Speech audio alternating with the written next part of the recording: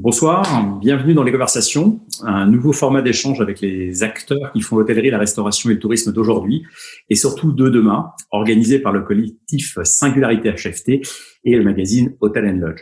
Chaque mardi et jeudi à 18h, 30 minutes de conversation pour partager et donner les clés concrètes pour sortir de la crise et construire une économie touristique résiliente, prospère et à impact positif.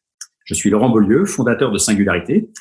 Et aujourd'hui, pour ce 6e opus, j'ai la joie d'être en compagnie de Jean Valfort, fondateur de Panorama Group et cofondateur de Dark Kitchen. Bonsoir Jean. Bonsoir Laurent. Bonsoir tout le monde. Merci d'avoir accepté de participer à cette série de conversations. Jean, tu es un entrepreneur né, un restaurateur. Tu as un parcours incroyable. Mais la première question que j'ai envie de te poser, c'est, pour commencer, c'est comment vas-tu toi, tes proches et tes équipes? Ça va bien. J'ai la chance de ne pas avoir de personnes proches qui étaient malades, ou en tout cas, s'ils l'ont été, de ne pas avoir une forme grave. J'ai la chance d'avoir un groupe de restaurants qui continue à travailler grâce au Dark Kitchen, donc d'avoir des équipes qui sont assez impliquées et qui continuent à s'investir à nos côtés. J'ai la chance d'être confiné et donc de pouvoir prendre un peu de temps pour réfléchir à la stratégie, à prendre du recul par rapport aux opérations et à finalement faire ce que j'ai jamais le temps de faire normalement. Donc non, j'ai de la chance. Ça va. Bon, bah écoute, parfait. C'est agréable d'entendre ça. Le contexte est dur.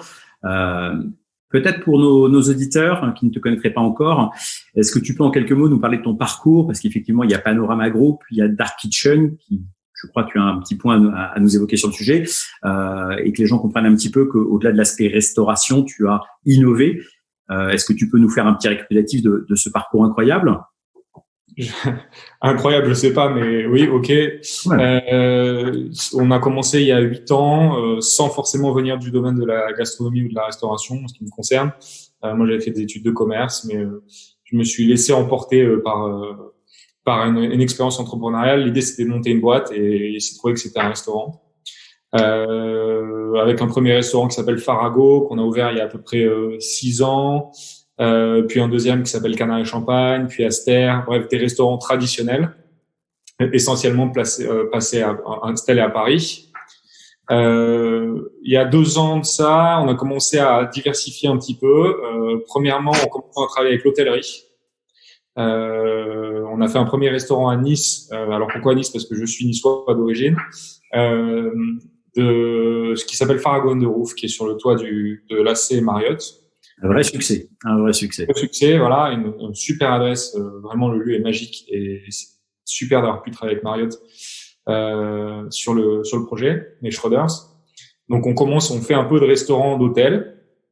Et surtout la deuxième partie qui est maintenant Dark Kitchen, donc, enfin qui vient de changer de nom, qui va s'appeler donc dorénavant Kitchen Club, qu'on a lancé il y a 2 ans et qui a en fait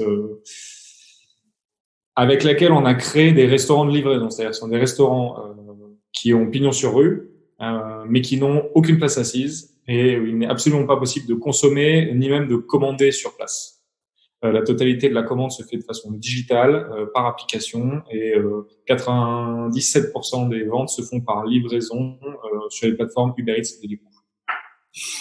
Excellent. Donc aujourd'hui, tu as une activité de restaurateur qu'on va qualifier de classique, au sens restaurant avec des places assises. Et effectivement, cette nouvelle activité que tu as lancée de Dark Kitchen, nouveau Kitchen Club, je crois que c'est intéressant peut-être qu'on rentre un petit peu plus dans le détail de ce qu'est ce concept, puisque finalement, beaucoup de gens y voient parfois des parallèles avec des formes de restauration où c'est un peu opaque.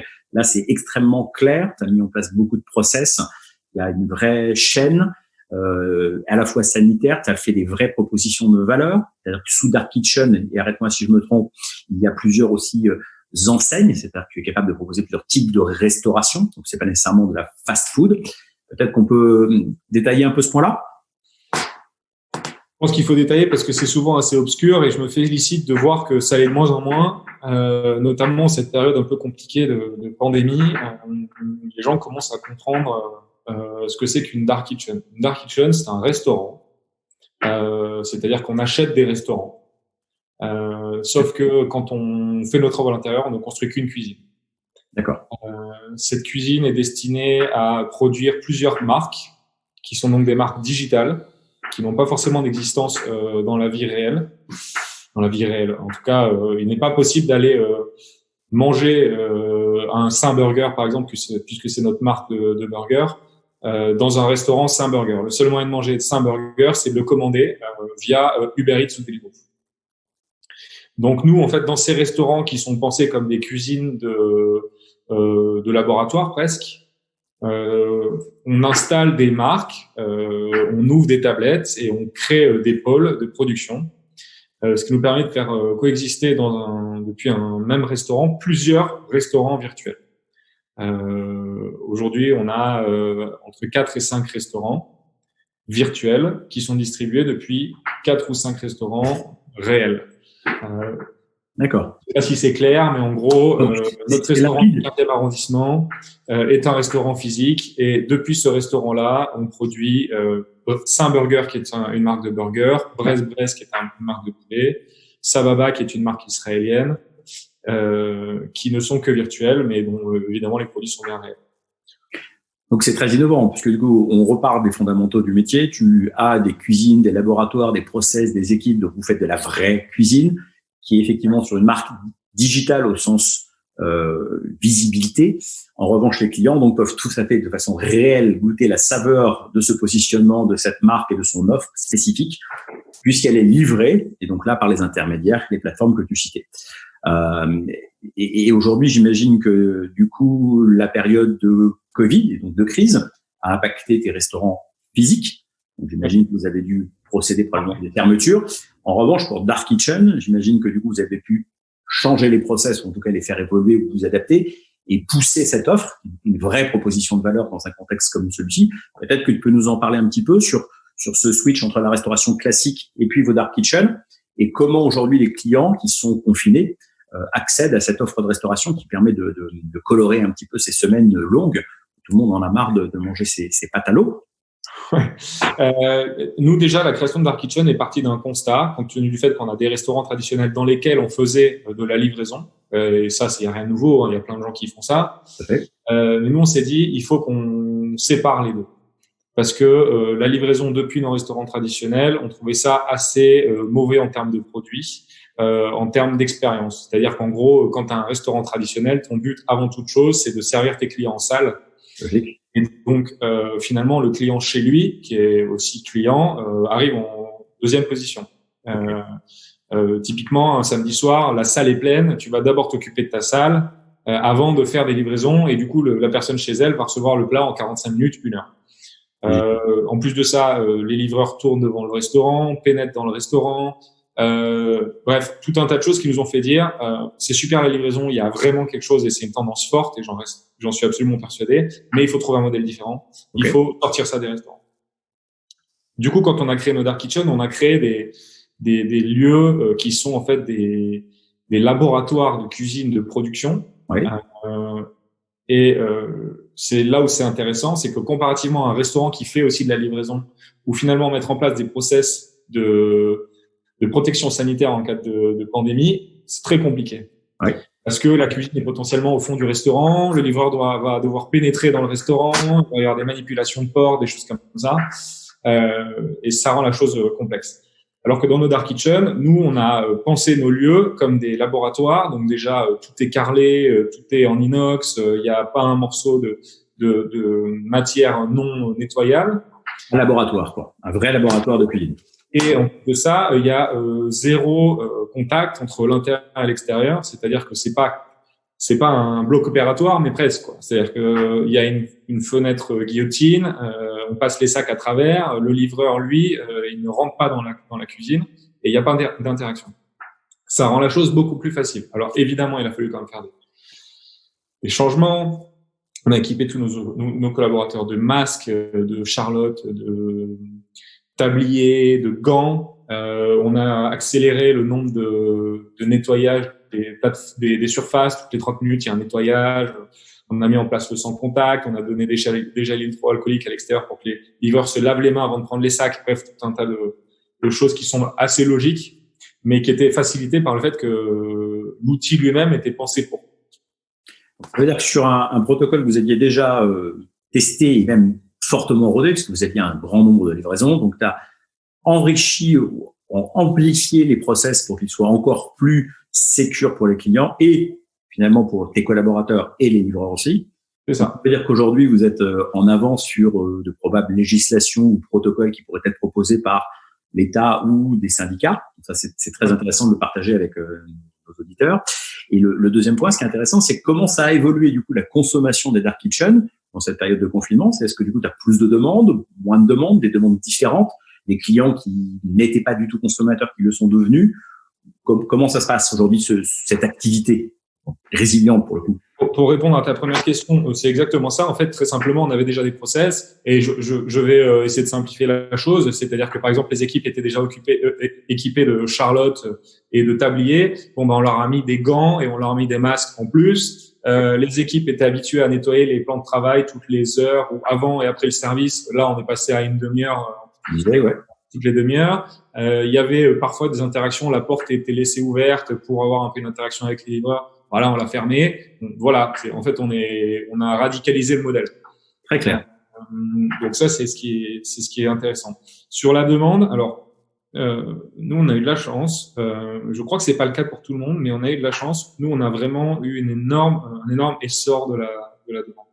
On a multiplié par deux notre quantité de livraison. Du moins pendant les 3 premières semaines. Aujourd'hui, ça se tasse un peu parce que il y a pas mal il y a McDonald's qui est en train de réouvrir, il y a pas mal de nouvelles, d'enseignes qui avaient fermé qui se relancent. D'accord. Et de facto, ça divise le marché. Donc ça se tasse un peu, mais ça reste à des niveaux très élevés. Nous, on a plusieurs marques. On est très essentiellement fast food, fast casual. Donc, on fait du burger, on fait French tacos, on fait du poulet grillé. On fait aussi un petit peu de cuisine israélienne qui vient d'être lancée, qui s'appelle Sababa. Donc, j'ai assez peu de recul pour parler sur cette marque-là. Sur les habitudes de consommation, il n'y a pas eu de changement. C'est-à-dire que c'est toujours le burger qui est le killer product par excellence de livraison. Essentiellement parce que je pense qu'on s'adresse encore à une clientèle relativement jeune. D'accord. Et que c'est un produit finalement de plaisir instantané. Et comme tu le disais, les gens, quand ils commandent sur ces plateformes-là, c'est pour sortir des pâtes et donc ils se font un plaisir, quoi. Ils se commandent ça. Si on faisait des pizzas, je pense qu'on en vendrait beaucoup. Là, d'ailleurs, on va relancer un restaurant qui fait de la pizza pour faire le test à partir de demain. Excellent. Et je pense qu'il y a eu une partie de la population qui n'avait pas jusqu'à présent l'utilité de ces plateformes-là, qui ont découvert l'intérêt des Uber Eats, des Deliveroo, grâce, si j'ose dire, au contexte sanitaire. C'est-à-dire que ce sont des gens qui se sont rendus compte que pour manger un peu comme au restaurant, il fallait passer par ces plateformes-là. J'ai malheureusement pas de data, mais c'est un feeling. Quand on voit les tickets moyens, les paniers moyens, quand on voit les commandes qui correspondent à des commandes de famille, parce que une commande ne veut pas dire un burger. Une commande peut être pour 4, 5, 6 personnes. C'est un feeling. On verra plus tard quand on aura du recul. Très clair. Merci pour ces précisions. Tu l'évoquais très justement. Les dark kitchen étaient plutôt destinés à une clientèle plus jeune. Il y avait pas mal de questionnements dessus. Aujourd'hui, on voit que le process est extrêmement professionnel, très contrôlé. Beaucoup de restaurateurs voient dans cette alternative une possibilité d'étendre leur activité originale. On a bien compris que c'était pas ton choix et de bien scinder, mais pour autant, post-Covid, beaucoup envisagent ou se posent la question de la pertinence du fait des protections ou de la distanciation qui sera mise en place dans les exploitations, de proposer du coup de la restauration à emporter avec des process assez proches. Est-ce que tu penses que c'est quelque chose d'avenir qui permettrait finalement d'accélérer un petit peu cette reprise? Quand je dis accélérer, en tout cas, de ne pas être dans une mesure trop restrictive au niveau de la restauration? Alors, si c'est d'avenir, j'en suis absolument persuadé.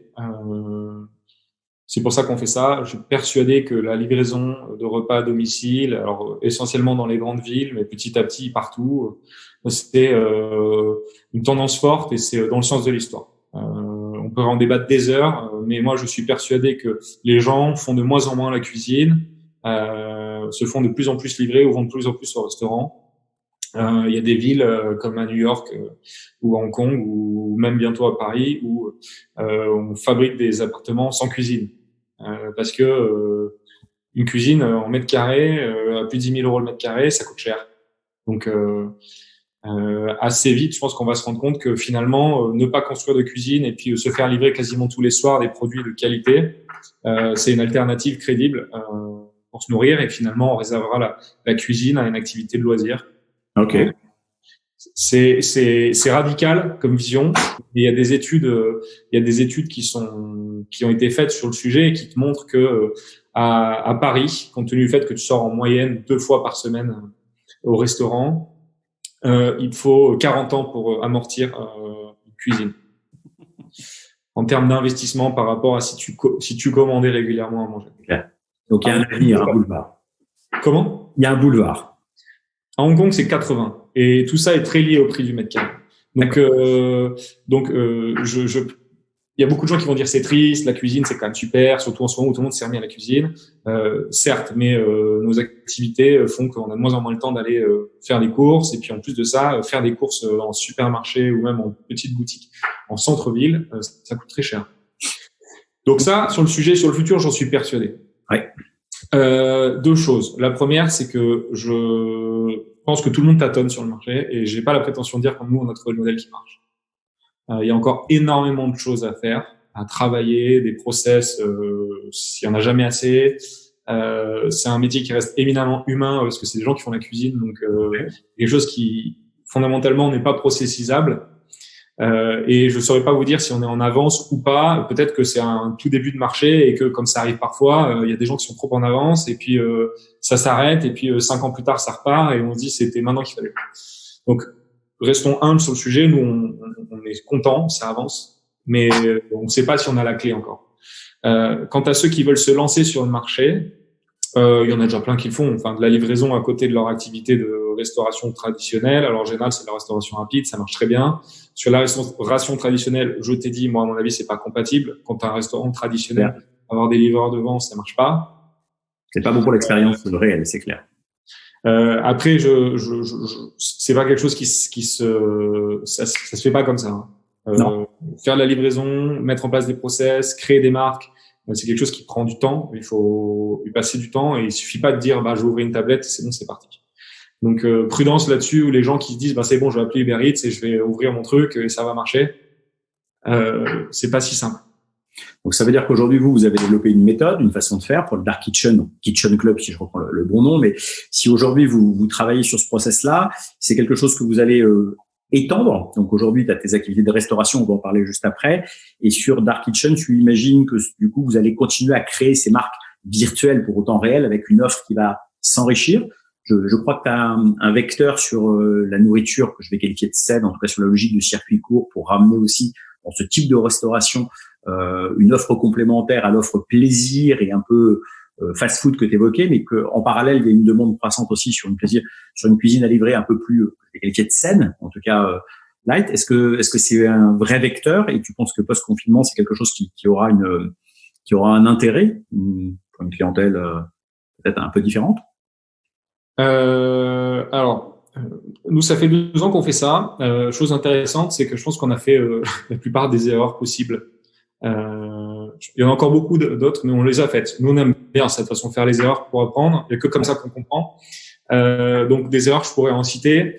Une des erreurs, c'est de croire qu'on peut créer une marque trop vite.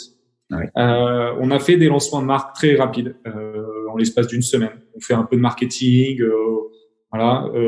C'est un flop immédiat. Une marque, ça prend du temps. Une marque, il faut travailler ses produits, s'assurer qu'ils tiennent dans la longueur, s'assurer que quand ça part en livraison, c'est bon, s'assurer qu'on arrive à tenir les cadences en termes de logistique, s'assurer que le packaging est OK, avoir une belle marque. Donc, ça prend du temps. Et ça, c'est important de le savoir. Et des erreurs d'autres, j'en ai fait plein. On pourra en parler aussi une autre fois. Mais ce que je pense aussi aujourd'hui par rapport à ta deuxième question, c'est que la livraison, c'est plutôt un produit de génération Z. C'est plutôt un produit de jeunes, 18, 25 ans. un petit peu dans les grandes villes comme Paris, quelque chose des trentenaires, 35, enfin, comme mon âge, 35 ans, moins au-delà. Du coup, on est toujours sur la consommation de ce type de clientèle-là qui est majoritairement fast. Okay. Pour autant, cette clientèle-là, elle va, c'est inévitable, vieillir. Elle va commencer à se rendre compte que manger des burgers 3 fois par semaine, c'est plus trop possible quand on a 30-35 ans. Ça se voit beaucoup plus vite au niveau des hanches. Donc les goûts vont évoluer. Je suis persuadé que pour autant la volonté de se faire livrer, elle va rester. Parce que c'est comme ça, hein, quand on commence à être habitué à Amazon, quand on commence à être habitué au smartphone, c'est très difficile, même quand on vieillit, de s'en défaire. Donc ils vont continuer à se faire livrer et ils vont avoir par contre des envies de nouveaux produits, des trucs plus healthy, plus familiaux, aussi qu'on peut partager avec les enfants, des choses comme ça. C'est une question de temps. Aujourd'hui, le burger, c'est 75% de nos ventes. L'israélien, c'est encore trop tôt pour le dire, mais ça va être quoi? Ça va être 5%. Par israélien, c'est la cuisine méditerranéenne, donc sensiblement plus healthy. Là, on va lancer une marque. On va essayer de travailler. On est en train de travailler sur une marque végétarienne. Ah, très bien. Mais je sais que ça fera pas 40% de notre chiffre. Mais pour autant, on le rend. Oui. Mais tu prépares l'avenir. Voilà. Et c'est quelque chose qui va, à mon avis, venir. Mais il faut être un peu patient sur le sujet. Il faut qu'il y ait une vraie. Tu sais, ça fait 2 ans qu'on parle de ces dark kitchen à des banquiers, à des investisseurs. Et il y a beaucoup de gens qui avaient du mal à comprendre encore ce que c'était et l'opportunité. Et aujourd'hui, avec cette pandémie, ça y est, ça rentre dans les mœurs. On a gagné 2 ans en termes d'évangélisation de marché. Et ça va nous aider. Et maintenant, on n'a plus qu'à attendre que la longue traîne arrive. Et un point important, c'est qu'on a ouvert une dark kitchen à Bordeaux pour voir. D'accord. On s'est dit, est-ce que c'est un parisianisme, cette livraison? Est-ce que c'est un truc de parisien? Est-ce que c'est un truc de ville, de grande ville? On a ouvert à Bordeaux, c'était la dark kitchen qui marche le mieux avec celle de Paris 15. Ça m'étonne pas. Nous sommes basés à Nice et à Nice, il y a aussi une offre de livraison extrêmement importante, très, très, très active. Et effectivement, je pense que ce n'est pas juste un sujet parisien. Merci pour toutes ces précisions sur le concept des dark kitchen et bravo parce que cette phase d'anticipation, j'espère que du coup vous serez en plein dans la vague, c'est effectivement tout un travail de vulgarisation et d'explication de ce que c'est. Donc, ce sont bien des restaurants qui effectivement ne font entre guillemets que livrer, mais pour autant bien des vrais restaurants et pas une cuisine cachée, ce qui pourrait être sur lequel les gens pourraient avoir des questions. En tout cas, voilà, c'est très clair. Bravo pour toutes ces marques qui sont lancées aussi, parce que lancer une marque, que ça soit digitale ou concrètement, ça reste un travail d'expérience. Donc, je trouve ça extrêmement intéressant. Je vais revenir un instant, si tu permets, Jean, sur l'activité de restauration réelle, classique, pour reprendre ton point, parce que du coup, on parlait de région. Je crois que d'ailleurs, tu as plusieurs projets d'ouverture qui étaient en cours pour la partie restauration, et en particulier un qui te tient à cœur, qui me tient à cœur aussi, qui est le Social Food Complex basé à Nice. Est-ce qu'on peut en parler un petit peu? C'est celui-là. Ah, super. Je sais pas si on le voit, mais il est peut-être un peu loin. Mais t'as fait un post récemment sur le sujet. J'ai fait un post récemment sur le sujet qui rencontre c'est assez étonnant, un sacré succès. Alors oui, nous la particularité de notre groupe, c'est que on développe des concepts qui sont différents chaque fois. C'est-à-dire qu'on a commencé avec Farago, qui est un bar à tapas. Et ensuite, quand on a ouvert le deuxième restaurant, c'était pas un deuxième Farago. Non. On a ouvert Canard et Champagne, qui est une sorte d'entrecôte revisité avec du canard et du champagne. On a ouvert Aster, qui est un bistrot haut de gamme. On a ouvert Zola, qui est une pizzeria. Et donc ça, c'est un peu notre spécificité. Je pense que c'est parce qu'on aime bien le design, on aime bien l'innovation, on aime bien l'expérience. C'est très important pour nous. Je pense que c'est ce qui va faire la réussite de la restauration traditionnelle.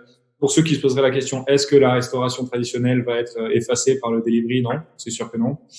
Les gens ont envie d'aller au restaurant, ils veulent vivre des expériences, mais par contre, il va falloir être expérimental. Ça veut dire qu'aujourd'hui, dans votre approche, vous n'êtes pas du tout dans la duplication effectivement de concepts, vous innovez à chaque fois. Alors, on a innové à chaque fois jusqu'à présent. Maintenant, un peu moins, parce qu'en fait, on commence à avoir un portefeuille de marques intéressant. Oui. La difficulté dans la restauration, c'est souvent de trouver le lieu. Oui. Et du coup, quand tu as plusieurs cordes à ton arc avec plusieurs marques qui s'adressent à plusieurs types de clientèle, les opportunités sont plus faciles à saisir.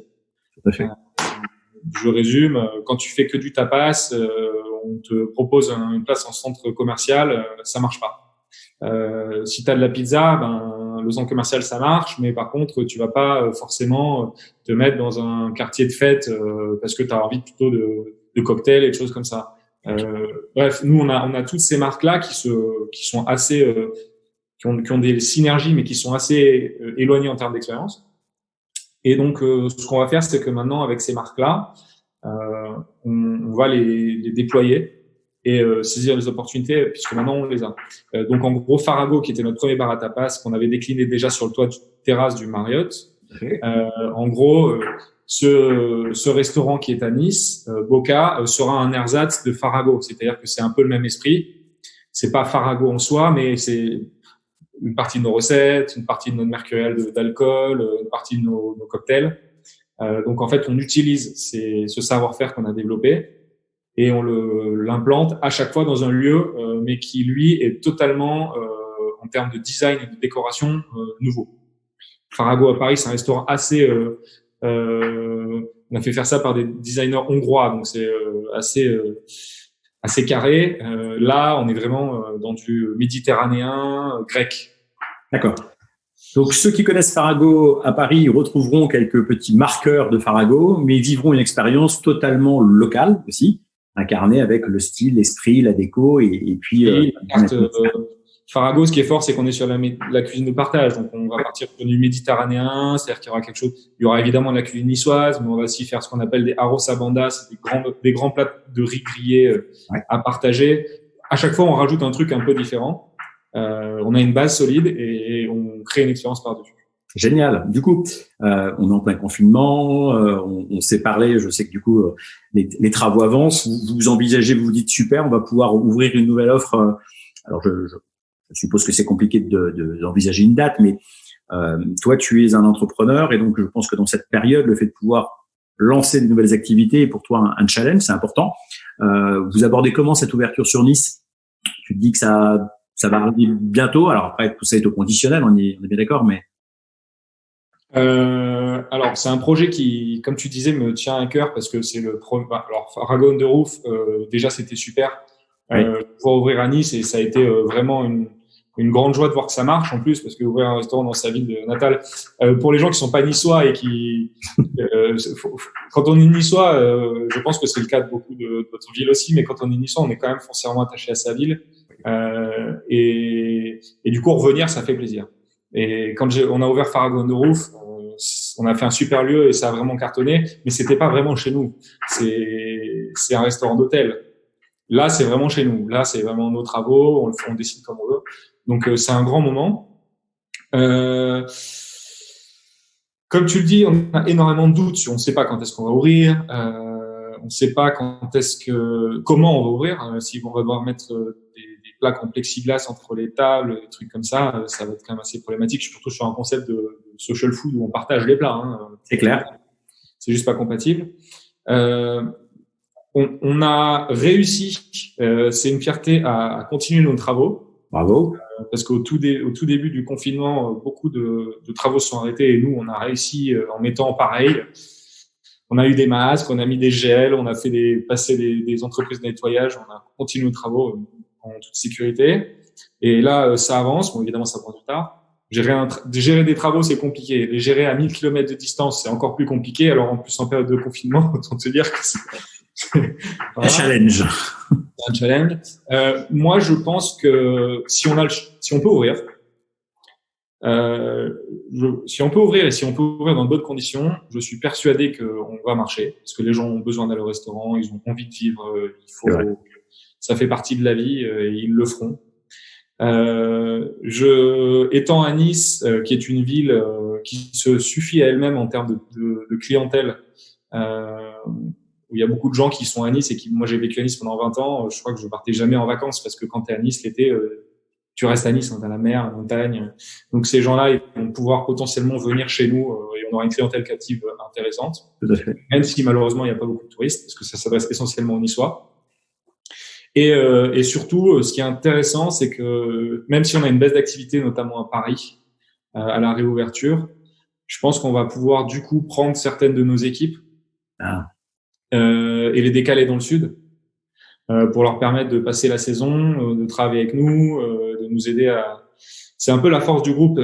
Sur Panorama, on a donc les équipes des restaurants qui ont été mises au chômage partiel, oui, et les équipes des Dark Kitchen qui elles ont continué à travailler. Mais vu l'augmentation de l'activité, on a pris une partie de ces équipes-là et on les a décalées sur la base du volontariat sur les Dark Kitchen. Excellent. Donc, ça nous a permis de faire face à la demande. Sinon, on n'aurait pas pu. Et ben là, ça va être un peu pareil. Si on réouvre les restaurants à Paris, que c'est très calme et qu'on peut ouvrir aussi à Nice et qu'on a besoin de staff, et ben sur la base de volontariat, on leur dira est-ce que ça vous dit d'aller passer l'été à Nice et de servir des tapas. Donc moi, je trouve que c'est plutôt une opportunité. Bah, écoute, j'aime cet optimisme. En tout cas, on te souhaite ça et bravo aussi pour cette démarche que je vais qualifier de sociale, en tout cas de préoccupation vis-à-vis de tes équipes et le fait de pouvoir jouer la polyvalence. Je trouve que c'est très dynamique dans un monde compliqué et dans le contexte, c'est bien que les gens soient capables flexibles et de se réinventer. Je sais qu'il y a un autre sujet qui te tient à cœur, c'est l'hôtellerie. Tu en parlais en début, on en a parlé un petit peu. Moi, j'aimerais juste avoir ta vision sur de ce que sera la restauration et l'hôtellerie demain. On sait que le Covid et le contexte va générer beaucoup de changements, beaucoup de concentration, il y aura des défaillances, il y a des gens qui vont se réinventer. Je suis curieux d'avoir comment tu te projettes, toi, dans cette activité de restauration que tu connais bien, mais aussi d'hôtellerie, puisque c'est connexe et tu connais bien ce secteur. Et du coup, je pense que c'est intéressant de partager selon toi, quelles seront les prochaines grandes étapes, grands pivots de ces deux industries. Alors, je suis pas un professionnel de l'hôtellerie. Malheureusement, j'aimerais beaucoup l'être un jour. C'est un métier que j'aime beaucoup et ça, c'est comme tu le dis, ça rejoint énormément ce qu'on fait. Le côté l'hospitalité, voilà, le design, l'accueil, c'est quelque chose qui me plaît. Donc bon, aujourd'hui, j'ai pas d'hôtel malheureusement, donc c'est difficile de parler pour eux. Par contre, je peux parler à peu près des restaurants d'hôtel. C'est ça. Depuis un moment, on se pose la question avec certains partenaires justement de commencer à mettre de l'expérience dans les restaurants d'hôtel. Oui. Parce que qu'on se le dise, faire des hôtels et faire des restaurants sont deux métiers qui sont différents. Et de plus en plus, les hôtels se rendent compte qu'ils ont besoin d'expérience dans leur salle de restauration et que ce qui drive le client, c'est aussi la capacité de descendre au bar et de s'amuser. C'est ce qui explique les succès récents des Mama Shelter et autres Hoxton. Ouais. Du coup, ça, les hôteliers commencent à s'en rendre compte. C'est difficile pour eux de faire, notamment auprès des chaînes, passer le message et leur faire comprendre que ce serait bien de passer la main à des gens qui savent faire de la restauration. Et nous, on y travaille. Première expérience avec Farago on the Roof à Nice. On a fait un deuxième restaurant dans un contexte un peu compliqué, mais qui était Bolinas au Marriott de Cap d'Aille, à côté de Monaco. Et on va continuer à essayer de faire ça, du conseil pour l'hôtellerie, parce que je pense que maintenant, plus que jamais, il va être question de driver la clientèle dans les hôtels avec d'autres moyens que simplement le prix ou la marque. Deuxième chose à laquelle on pense, c'est que les cuisines des hôtels sont souvent sous-exploitées. Oui. Et il y a beaucoup de choses à faire avec les dark kitchens, je pense. D'accord. Donc, si tu fais le calcul, faire face à du room service, faire face à des problématiques de service que tu dois offrir à ta clientèle, pour certains hôtels, ça coûte très cher parce que ils sont obligés de faire du room service la nuit et que c'est pas rentable. Mais si demain ils ont la possibilité d'en faire aussi une source de vente à l'extérieur, ça change peut-être totalement la donne. Donc, sur la base d'une même infrastructure, démultiplier les canaux de revenus, finalement, et les offres. Exactement. Parfait. Très malin. Bah, bravo pour ces clairvoyants, parce que, effectivement, la restauration est un des piliers de l'hôtellerie, finalement. On sait souvent que c'est un poste qui est compliqué à équilibrer, compliqué à faire vivre. Et effectivement, de plus en plus, le fait de faire appel à des personnes dont c'est le cœur de métier me semble être un impératif. On avance dans cette conversation, bientôt la fin. J'avais un point de demander, Jean, quel serait aujourd'hui le conseil que tu pourrais donner à nos auditeurs si tu en avais un seul à leur donner, un seul pour la suite, pour la fin du Covid et la relance, un seul conseil, ça serait lequel selon toi? Plusieurs, mais s'il faut en choisir un, moi je pense que on a la chance en France d'avoir été quand même. Alors, il y a des gens qui ça va énerver parce qu'ils sont peut-être pas dans dans des circonstances particulièrement confortables, mais en France, moi je pense qu'on parle jamais des trains qui arrivent à l'heure, et je pense qu'il y a quand même beaucoup de banques, en tout cas en ce qui nous concerne, qui nous ont soutenus. Nous, notamment notre partenaire, la BNP Paribas, c'est pas de la pub que je suis en train de leur faire, mais je pense qu'il y a des moments où il faut quand même le dire. Ils nous soutiennent, et j'espère qu'ils le font assez largement et pas que pour nous. Et je pense que vu leur proactivité sur le sujet, ils doivent beaucoup accompagner. Moi, je pense qu'il faut au maximum sécuriser la trésorerie. Et prendre tout ce qui est possible de prendre, même si on l'utilise pas, même si on le thésaurise, même si on le rembourse dans pas longtemps, ça coûte pas cher. Mais il faut prendre le plus d'argent possible, parce que malheureusement, personne n'est devin et on sait pas ce qui va se passer. Mais la seule solution, ça va être d'attendre, parce que ça va repartir, c'est sûr. La restauration, ça fait partie de la vie. Ça a passé les guerres, ça a passé les époques. Il n'y a pas de sujet là-dessus, à moins que malheureusement cette maladie devienne beaucoup plus grave qu'on l'aurait imaginé, auquel cas la vie va changer. Mais je pense pas. Ça va repartir. La question, c'est quand. Donc mon seul et unique conseil, c'est de dire, prenez l'argent, sécurisez, et puis on attend que ça passe, parce que ça va passer. Message d'optimisme. Effectivement, le soutien des banques et des différentes institutions est nécessaire. Je pense que c'est un message extrêmement clairvoyant. Dernière question, Jean, avant qu'on se quitte. Quelle sera alors, je vais te poser une question auquel je connais la réponse, que tu as partagé dans un très très bel édito aussi sur LinkedIn. Quelle sera ta première sortie à l'issue de cette période de confinement? Je pense que c'est une évidence.